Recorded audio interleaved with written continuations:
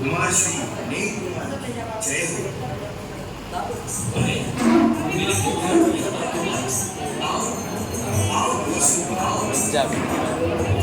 कुमारश्री, आपका पराक्रम वीरता की मात्र मैं नहीं, परंतु समग्र द्वारिका नगरी प्रशंसा कर रही है।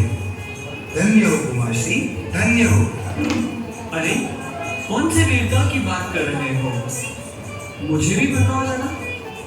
अरे वाह, वीरता को छुपाने वाले, आपकी वीरता से भला कौन अनजान है? महाराज श्री कृष्ण का बेजोड़ ऐसा पंचजन्य शंख जिसे श्री कृष्ण के अलावा कोई उठा भी न सके, ऐसा शंख उठाकर उसका नाद किया, और पता है उस नाद का कितना असर हुआ है? क्यों? ऐसा भी क्या असर हुआ?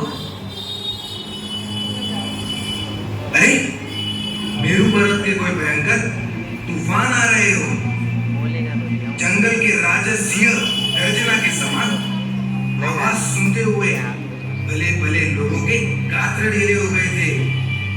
जल और स्थल सब स्थिर हो गया था। समस्त द्वारिका नगरी में 56 करोड़ यादवों में हाहाकार मच गया था, और सभी कोई चिंता में पड़ गए थे। चिंता? किसकी चिंता यादव कुमार? अरे सभी भयभीत बने। सभी लोगों को लगा जैसे भगवान जिसकी रक्षा कर रहे हैं, ऐसी द्वारिका नगरी पर किसी शत्रु ने हमला बोल दिया है। अरे भाई, ऐसा कुछ भी नहीं था। मैं तो ऐसे ही शस्त्रगार में गया था। उधर शस्त्रों को देखते हुए मैंने वहां एक शंख देखा। मैं उस शंख को उठाकर देखने का सोच ही रहा था कि वहां के एक शस्त्र रक्षक ने कहा, कुमार, यह शंख महाराज श्री कृष्ण के बिना कोई उठा भी नहीं सकता और कोई बचा भी नहीं सकता। उसके ऐसे शब्दों से मुझे मेरा स्वाभिमान घटने लगा। इसीलिए मैंने उस शंख को उठाकर जोर से फूंक दिया।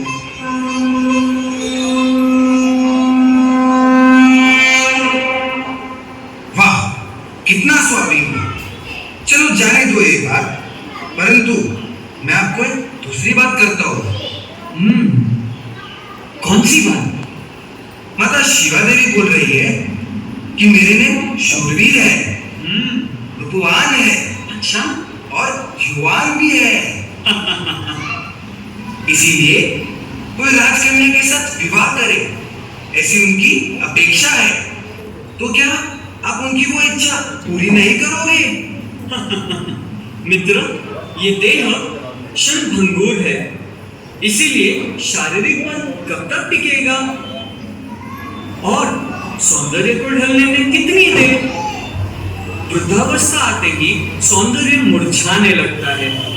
ये तो तू जानता ही है ना।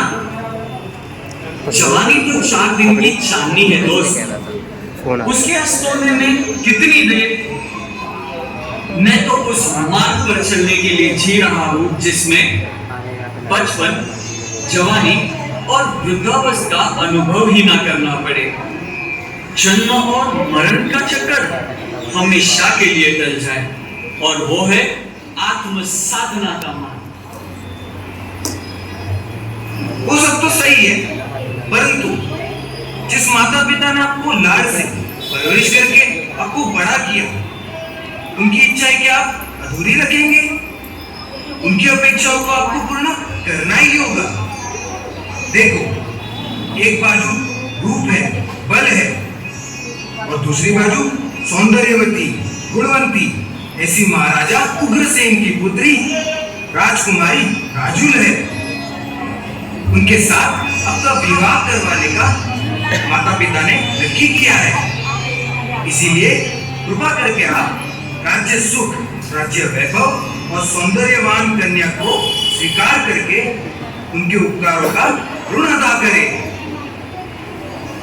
अरे देखिए देखिए नील कुमार, ये श्री कृष्ण की पटरानियां आपको विनती करने के लिए आई है।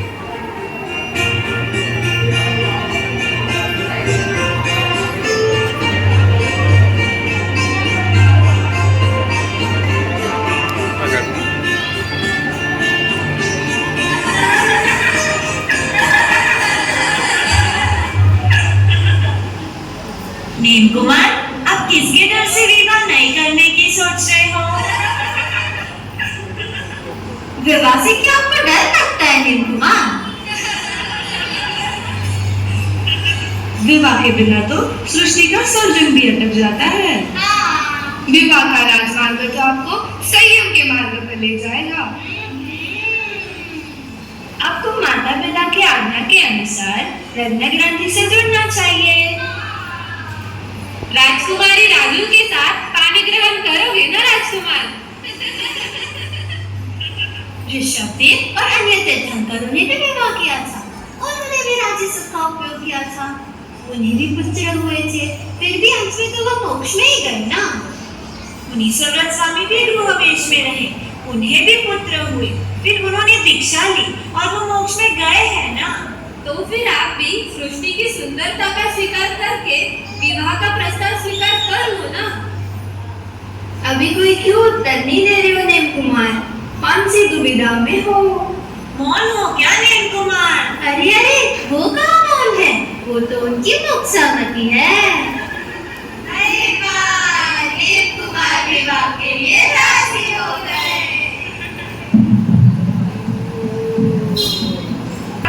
बहुत ही सुंदर खुशखबर है। बोलो महारानी, जल्दी बताओ वो खुशखबर कौन सी है? अरे महाराज, अपने नेम में राजुल के साथ विवाह का प्रस्ताव स्वीकार कर लिया है। अरे वाह वाह, बहुत ही सुंदर समाचार है। अरे जाओ जाओ, ज्योतिषियों को बुलावा भेजो और नीम कुमार के विवाह का तात्कालिक मुहूर्त निकलवाओ।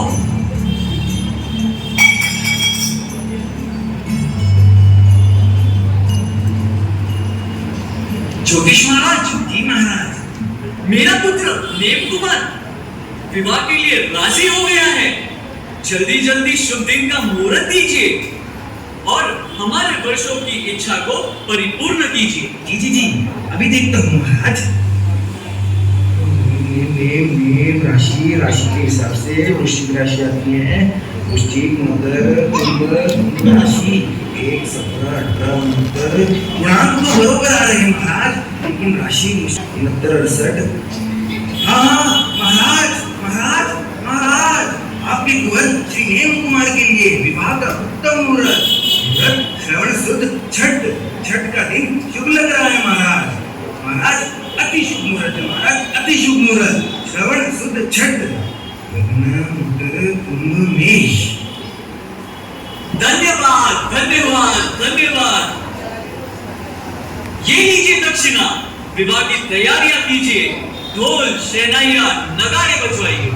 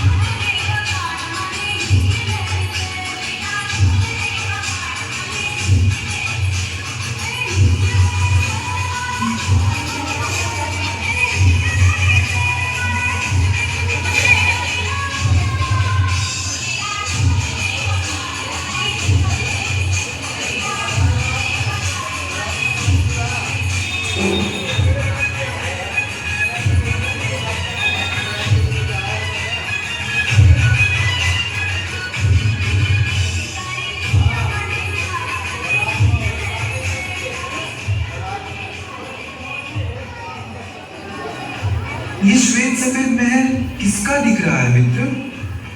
ये महल आपके ससुर उग्रसेन महाराज का है।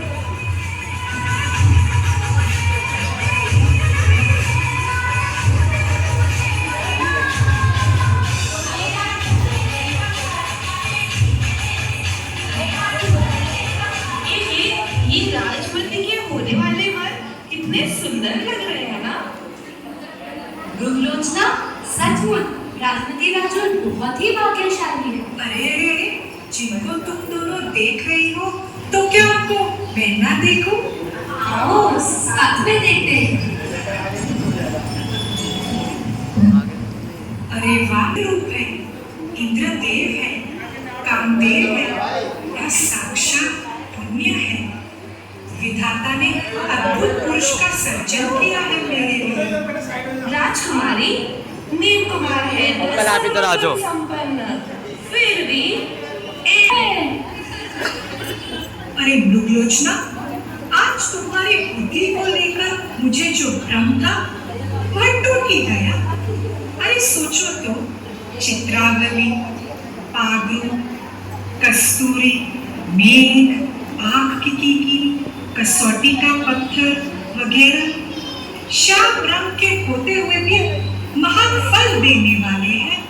ये सब तुम भूल कैसे जाती हो? ये बात सही है राजकुमारी।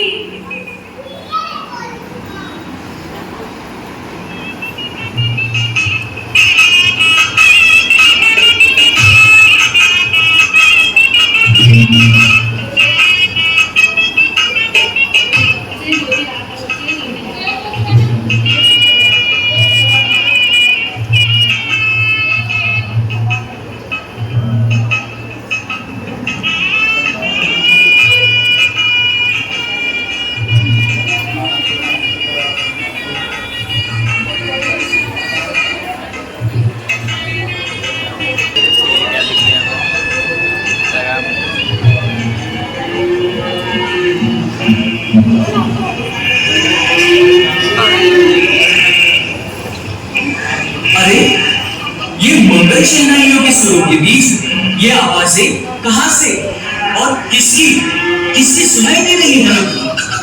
ये आवाज वो श्री कुमार। मेरी विवाह के शुभ प्रसंग पर ये मरनाथ जी है, कौन कर रहा है?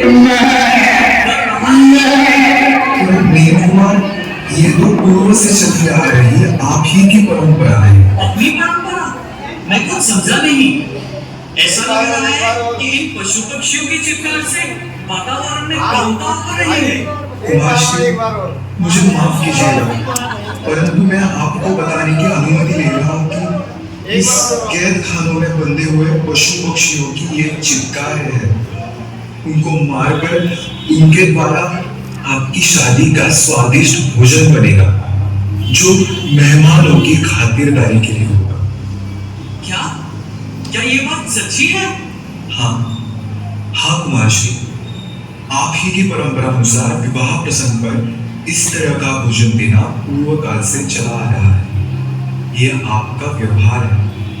क्या अबोल पशु पक्षियों को मारकर उनका भोजन करना ये अपना व्यवहार? नहीं, मुझे ये प्रथा बंद करनी ही होगी। परंतु कुमार श्री, विवाह के प्रसंग पर बारात को इस तरह का भोजन करवाकर आपके ससुर महाराज उग्रसेन की प्रतिष्ठा पे चार चांद ही लगेंगे। उनकी प्रशंसा ही होगी। पूर्वजों से चला आ रहा यह व्यवहार जो नहीं रोका तो चलो, मुझे भी मना नहीं करना। चलो महाराज, वापस ले चलो। नहीं कुमार, नहीं, ऐसी अमंगल बातें न करें।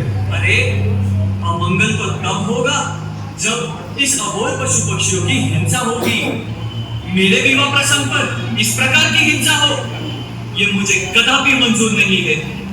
चलो बारात वापस ले चलो, विवाह को भी वापस लौटाओ।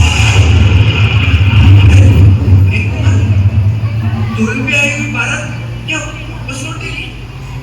माता शिवा देवी और पिता समुद्र विजय का आपकी शादी करवाने के मनोरथ को क्या पूर्ण नहीं करेंगे? बस, मुझे और कुछ नहीं सुनना। साथी, रथ को वापस ले चलो, ये मेरा आदेश है।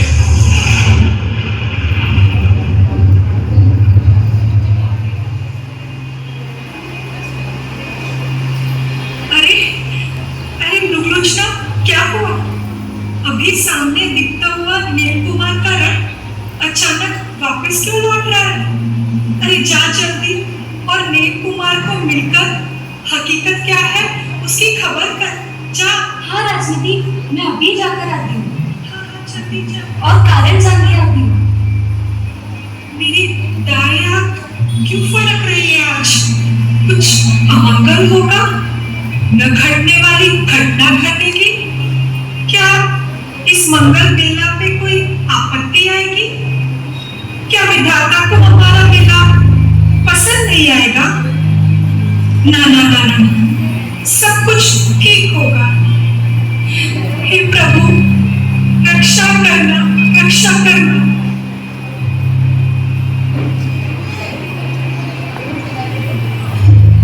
रुकिए राजकुमार, रुक जाइए। लग्न का मंडप छोड़कर आप यूं अचानक कहाँ जा रहे हो? मनोरथ से भरी ऐसी हमारी सखी राजन को छोड़कर आप वापस क्यों जा रहे हो?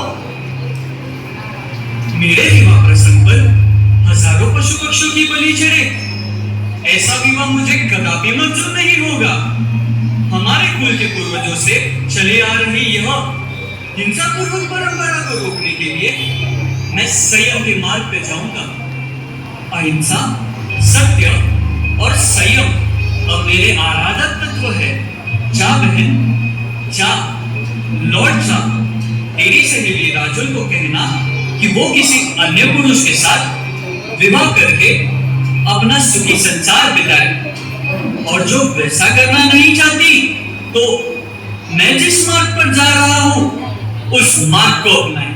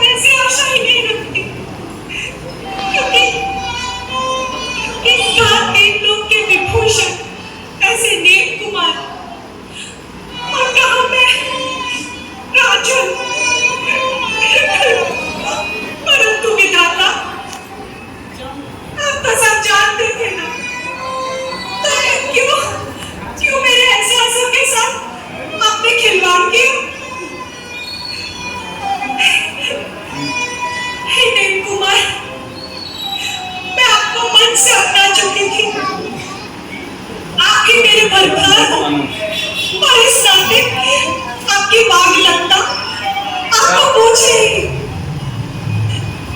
कि आपने विवाह का प्रस्ताव रखा और ये आडंबर किया। क्या जानती हो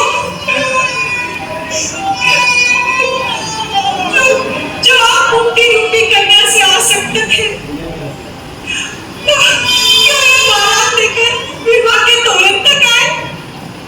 क्यों क्यों? है ना, पहले आपने मेरे मन में पति की तरह स्वीकार करने के मनोरथ खड़े किए और फिर एक ही झटके में सभी मनोरथों को तोड़ डाला।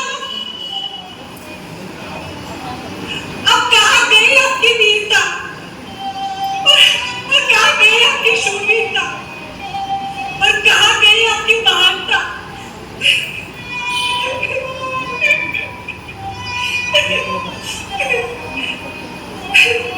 संसार में ऐसा कहा गया है कि दूध जैसा उज्जवल कोई नहीं। अरे जिसके लिए मंगल गीत गाए जाते हैं उसका सब कुछ मंगल होगा, ऐसा नियम नहीं है क्या? ये तो मैंने आज ही जाना है। ठीक है स्वामी, आप संसार में रहकर भी वैरागी थे, परंतु आपका विरह मुझसे सहन नहीं होगा। इसीलिए आपकी इच्छा अनुरूप मैं भी वैराग्य के पथ पर चलने आ रही हूँ। मेरा ये रूप, मेरा ये यौवन, ये साज श्रृंगार सब व्यर्थ लग रहा है, नीरस लग रहा है। मैं तो आपको अपना सर्वस्व मानकर बैठी थी और कहा खबर थी कि सुख तो क्षणिक होगा, पानी के बुलबुलों की तरह फूट जाएगा, मुट्ठी से भरे रेत की तरह फिसल जाएगा।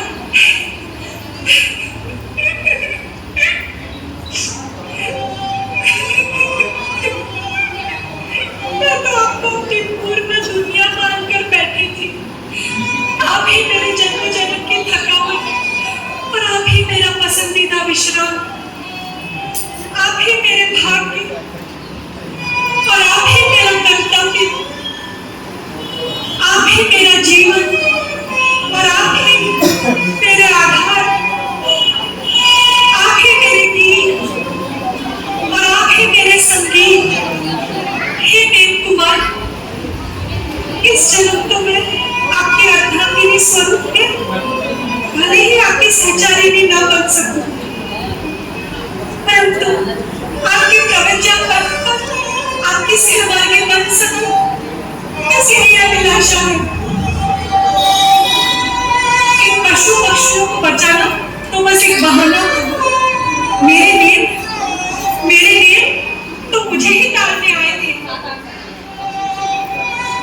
अभी नेम आपने जो त्याग दिया है वह मुझे नहीं पाना, आपने जो पाया है वही पाना है।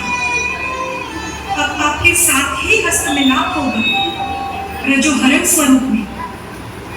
आपके साथ ही फेरे होंगे, प्रदक्षिणा स्वरूप में। आपका ही मंगलसूत्र धारण करूंगी, परिनिबंधे स्वरूप में। आपका ही सिंदूर माथे पर लगाऊंगी, आपकी आज्ञा स्वरूप में। नहीं बेन नहीं, तुम मुझे रोकोगी नहीं। मेरे स्वामी मेन कुमार जिस सत्य, अहिंसा और संयम के मार्ग पर चल पड़े हैं, उसी मार्ग को अब मैं भी अपनाती हूँ।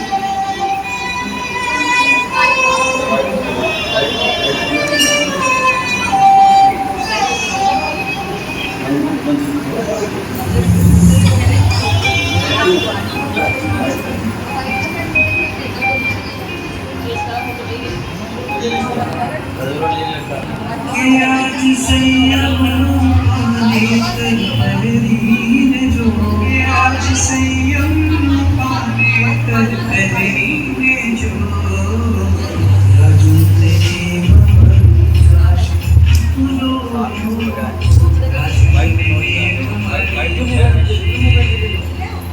फोन नहीं मांगा है भाई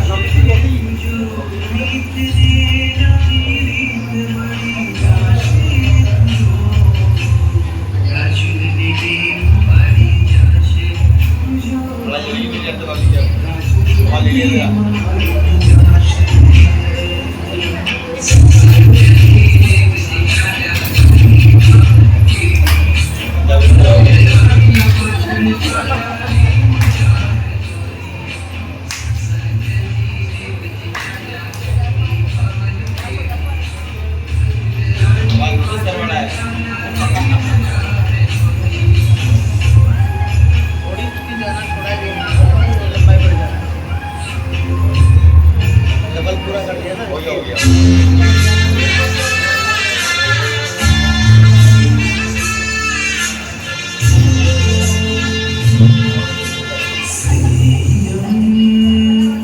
मुझे आत्मानो नाद साचो संयम शीघ्राति शीघ्र मुझने मणि जोरे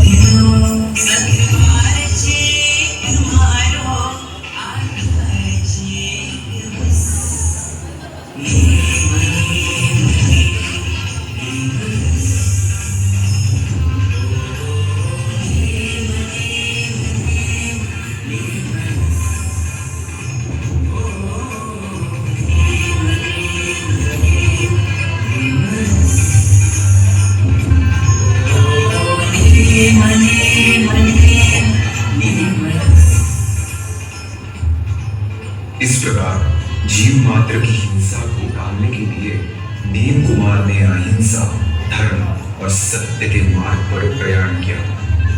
लग्न मंडप से सीधे गढ़ गिरनार की तरफ और प्रारंभ किया प्रवज्जा का पद। ऐसे वीर सपूत के साथ महाराजा उग्रसेन की पुत्री राजकुमारी राजू ने भी नीम कुमार के पद का अनुसरण करके भव्य त्याग का संदेश हमें दिया है। उनके त्याग की गाथा तो कभी भी कोई भी नहीं भूल सकेगा। ये भी नीम राजू की यशोगाथा।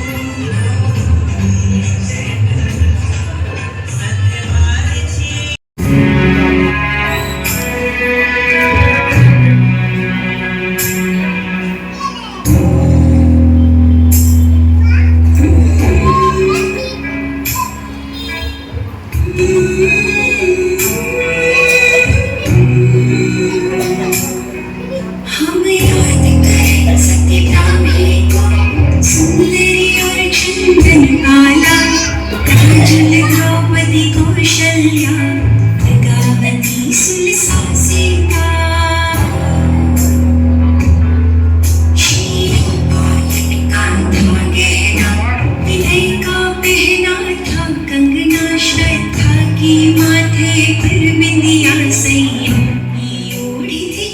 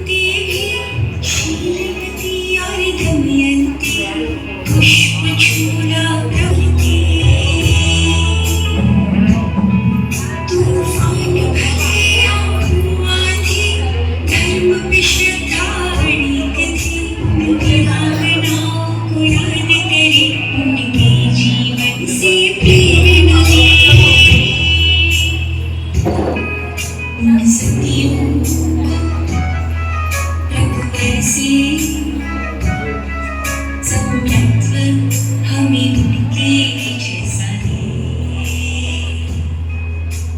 धर्म का साथ था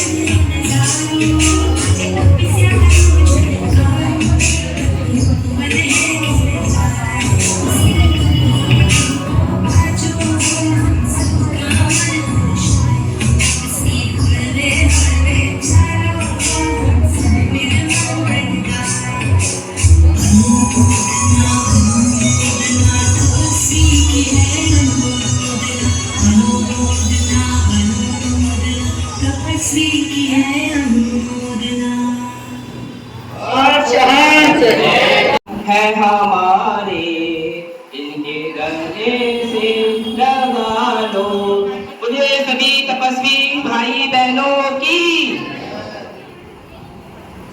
एक बार सभी क्षमा यात्रा करेंगे शब्दों से भाव से वाणी व्यवहार से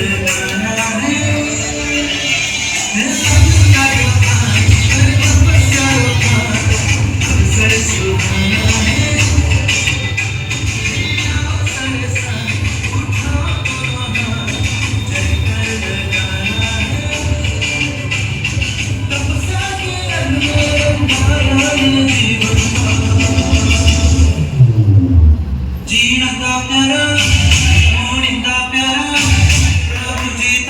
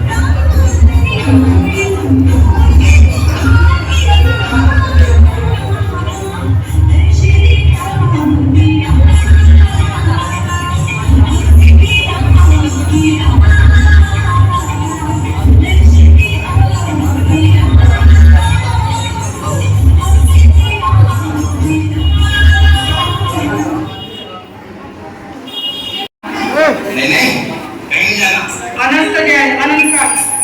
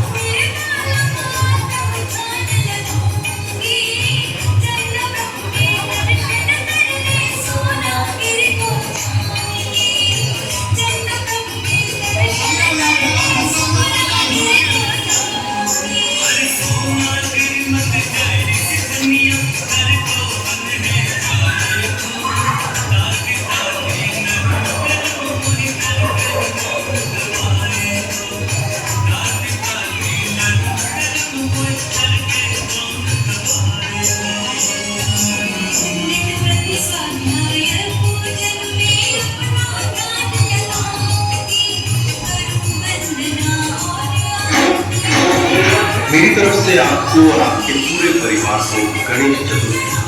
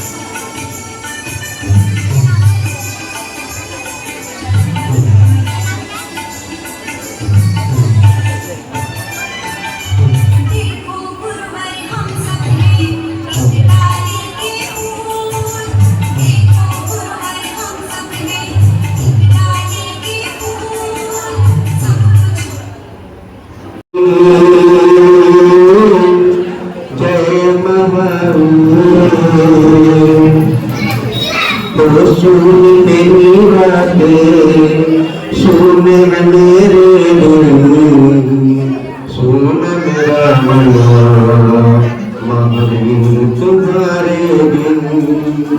तो सुनी है मेरी गली, सुना है मन पवन, सुन